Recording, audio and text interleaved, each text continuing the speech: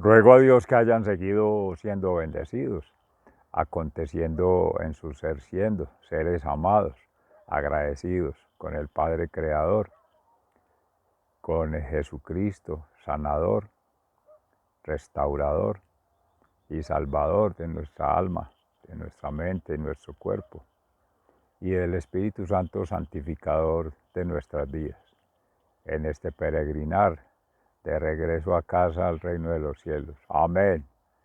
Para ello hoy domingo 9 de octubre del año 2022 reciban un amoroso saludo fraternal de su servidor de la Fundación Amaya, que congregados en la meditación de la palabra hoy en el Evangelio de San Lucas sobre aquel episodio de los sanados de lepra, 10 hermanos del pueblo de Israel y solo uno es agradecido, el extranjero, cada uno de nosotros. Y allí en el primera carta, en el libro de San Pablo a Timoteo, se nos exhorta también a vivir en gratitud por el mismo dolor y el sufrimiento, ofrecerlo en gracia a nuestra santificación como una oportunidad de vida, de salvación. Y en el libro de los Reyes, en el segundo, en el profeta Eliseo, también se habla de una sanación de las lepras en aquella sociedad del pueblo de Israel. El Salmo 97 nos invita a meditar. El Señor revela a las naciones su salvación. Sea la palabra entonces que nos permita seguir tejiendo vida en este mes de las misiones y en razón de la fe, la confianza y la esperanza que nos mueve a seguir viviendo a plenitud cada día, como una vida en miniatura.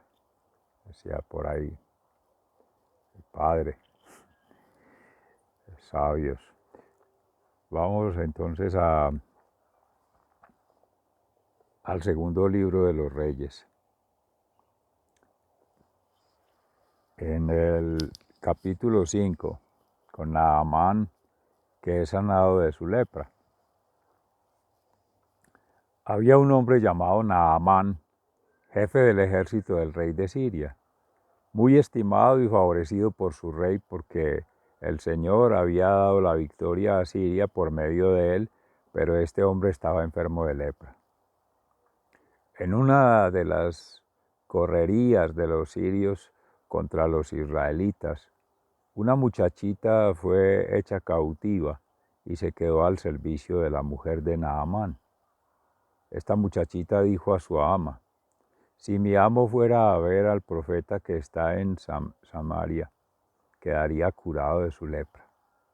Naamán fue y le contó a su rey lo que había dicho aquella muchacha, y el rey de Siria le respondió: está bien, ve que yo mandaré una carta al rey de Israel.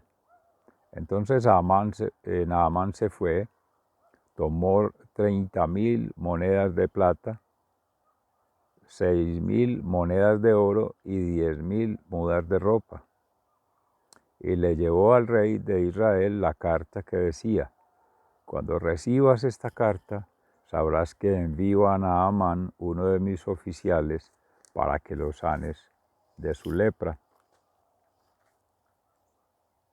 Cuando el rey de Israel leyó la carta, se rasgó la ropa en señal de aflicción y dijo: ¿acaso soy Dios que da la vida y la quita para que éste me mande un hombre a que lo cure de su lepra? Fíjense bien y verán que está buscando un pretexto contra mí. Al enterarse el profeta Eliseo de que el rey se había rasgado la ropa por aquella carta, le mandó a decir: ¿por qué te has rasgado la ropa? Que venga ese hombre a verme y sabrá que hay un profeta en Israel. Naamán fue con su carro y sus caballos y se detuvo a la puerta de la casa de Eliseo. Pero Eliseo envió un mensajero a que le dijera: ve y lávate 7 veces en el río Jordán, y tu cuerpo quedará limpio de la lepra.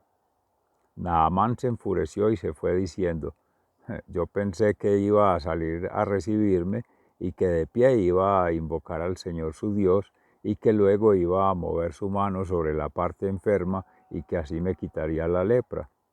¿No son los ríos de Damasco, el Habaná y el Farfar mejores que todos los ríos de Israel?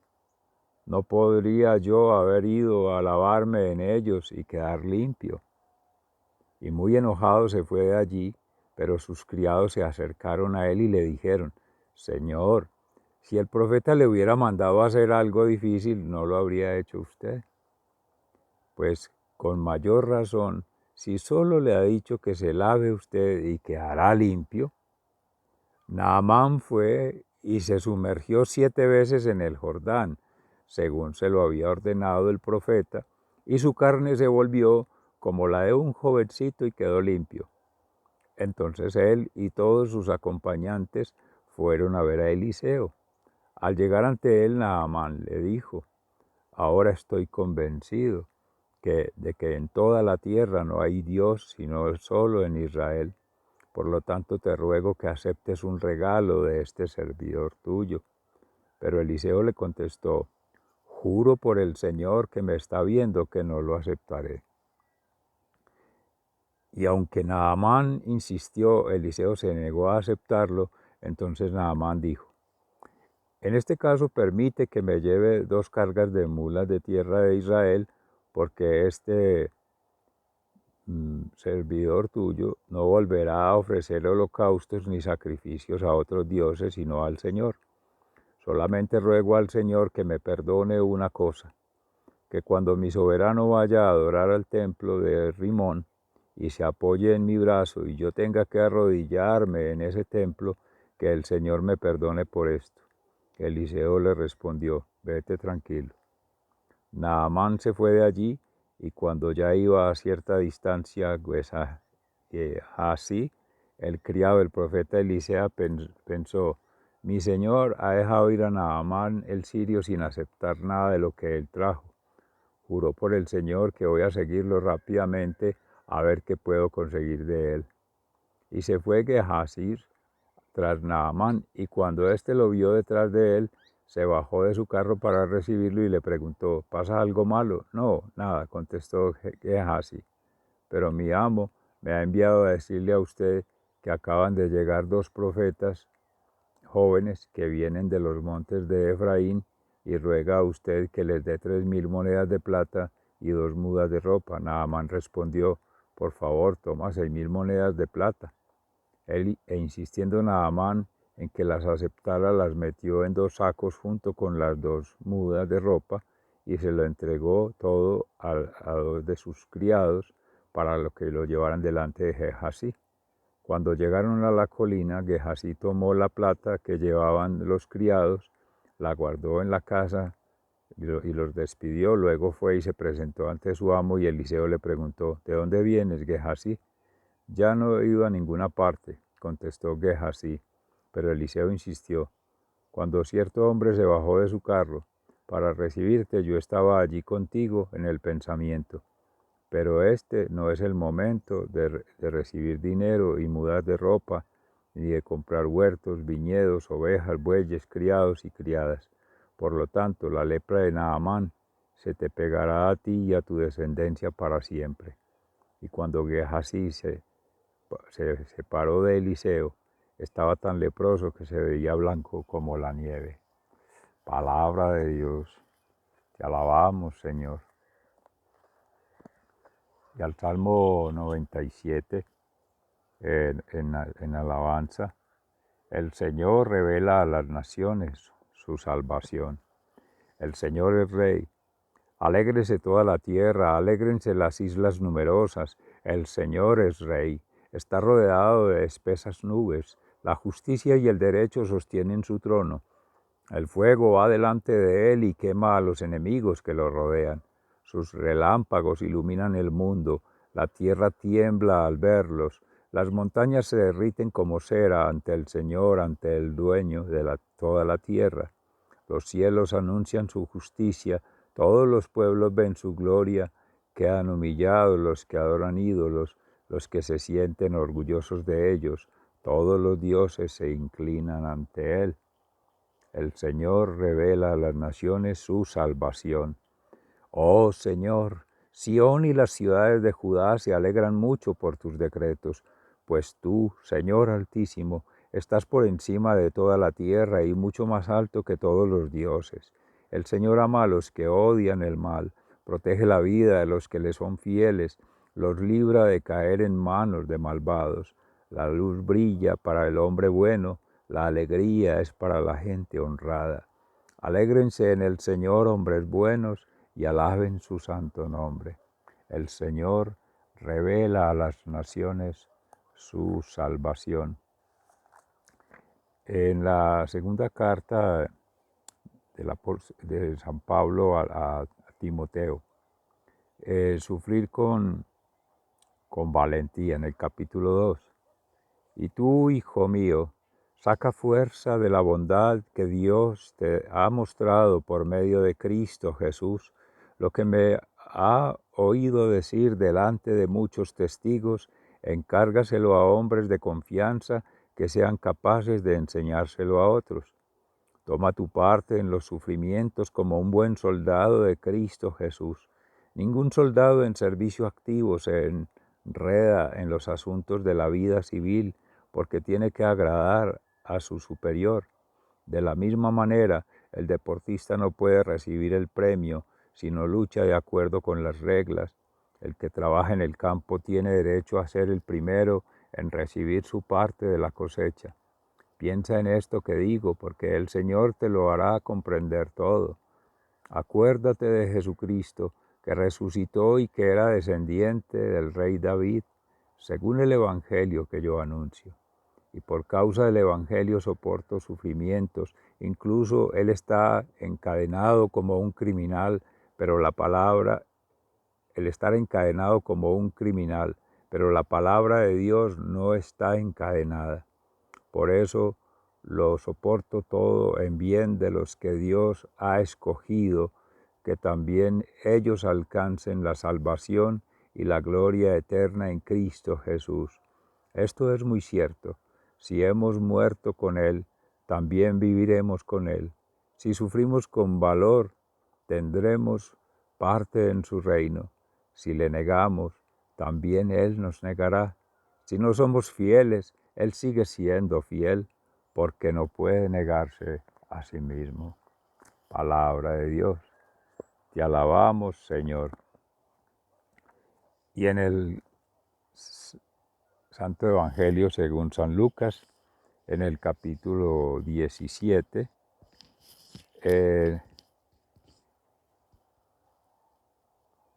entre los versículos 11 y 19, Jesús sana a 10 leprosos. En su camino a Jerusalén, pasó Jesús entre las regiones de Samaria y Galilea, y llegó a una aldea donde le salieron al encuentro 10 hombres enfermos de lepra, los cuales se quedaron lejos de él gritando: Jesús, Maestro, ten compasión de nosotros. Cuando Jesús los vio, les dijo: vayan a presentarse a los sacerdotes. Y mientras iban, quedaron limpios de su enfermedad. Uno de ellos, al verse limpio, regresó alabando a Dios a grandes voces, y se arrodilló delante de Jesús, inclinándose hasta el suelo para darle las gracias. Este hombre era de Samaria.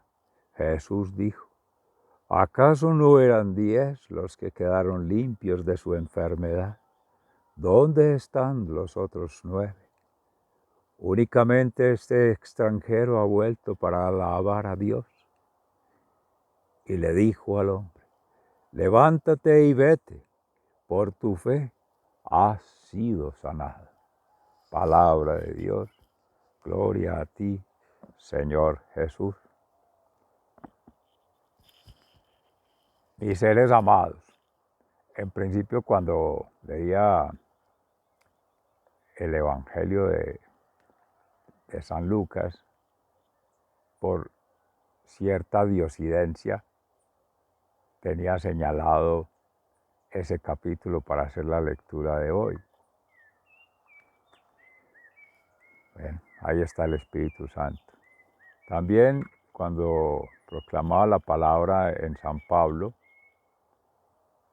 que decía allí, y está encadenado como un criminal, habiendo hecho alusión a Jesús, él en el texto se refiere a sí mismo, Pablo.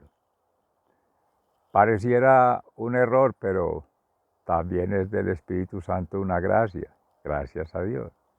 Porque nos hace ver que en Pablo, que aconteció Cristo siendo él mismo, en su mente, cuerpo y alma, como Jesús, logró esa sintonía, esa identidad. Qué hermoso uno poder llegar a sentirse que como Cristo padeció, sufrió por nosotros y darnos la salvación. Todo ese triduo pascual, sentirlo a plenitud, en profundidad, en oración, que es de allí donde nace la meditación de la palabra hoy. Ser sanado no implica ser solamente a nivel superficial limpiados de la inmundicia, o sea, vivir en mundicia, sano, en cuerpo y exteriormente, la piel, los órganos, los sentidos, sistemas digestivos, respiratorio, sistema sanguíneo, todo, el corazón, los pulmones, el cerebro. Más que ello, que es lo orgánico, que es corruptible.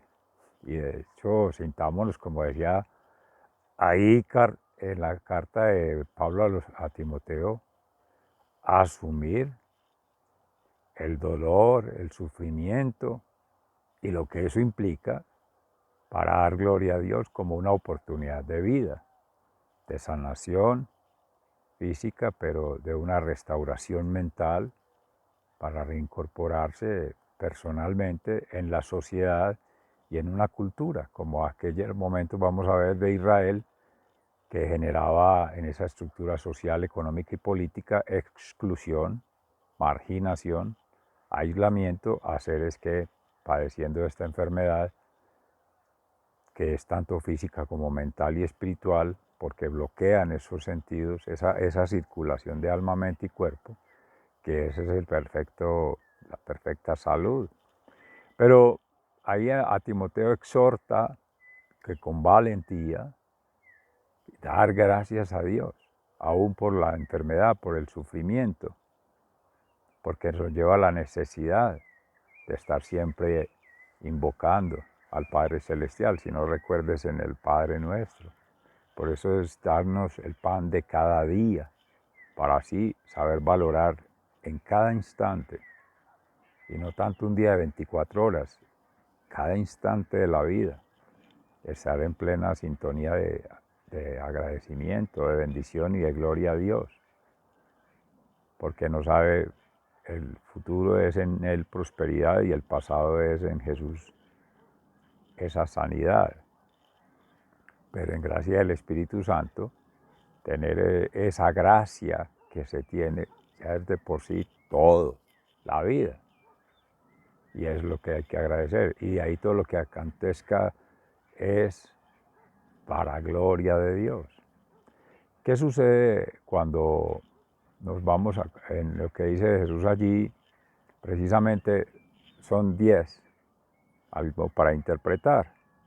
Como 10 son los dedos de las manos y 10 se entrecruzan para conformar la unidad, uno solo, en Cristo, mente, alma y cuerpo, que en el evangelista se menciona Lucas. Recuérdense, discípulo de Pablo, entonces recibe todo el favor de la espiritualidad, la religiosidad y la cristiandad, siguiendo a Cristo. Como médico que ha sido sirviendo a Grecia y sirviendo a Roma y sirviendo a pueblos que han tenido el poder, ha tenido privilegios del mundo al estilo humano, en la lógica humana, que es retributiva. Bien con bien se paga, mal con mal se paga, desde Israel se decía, pero al que bien le sirve, tiene pleitesías, tiene reconocimientos, tiene distinciones. Decía por ahí el maestro en algún momento. Tienen su paga aquí en esta tierra quien hacen ese tipo de obras. Aspirar a los reinos del cielo. Entonces, en esa transición, sanar mente y sanar cuerpo, como dos hemisferios distintos, así se tenía separado, la mente y el cuerpo. Una cuestión de asuntos sobrenaturales, que es los milagros que llaman allí, y se juzgan solo por lo que se ve, lo que se percibe, lo superficial. Pero no se dan cuenta que el milagro es la vida y que todo lo que acontece es siempre.